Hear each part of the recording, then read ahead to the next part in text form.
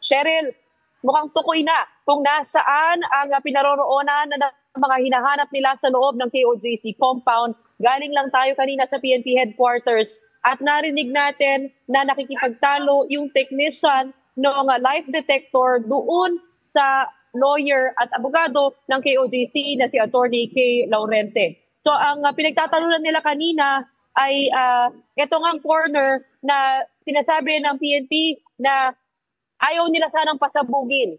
At kung ituturo na lang ng KOJC yung entrance, mas madali ang buhay na lahat. Mag-negotiate na.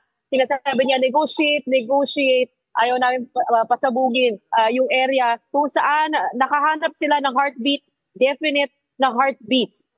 So matagal yung pagtatalo na yan at ina-argue ng kampo ng KOJC na ito nga ay kanilang tirahan. Ito ay may mga kwarto dito. I-verify pa natin kung saan mismo yung lugar na yan. Pero ang huling nating narinig ay nandun sila sa simbahan.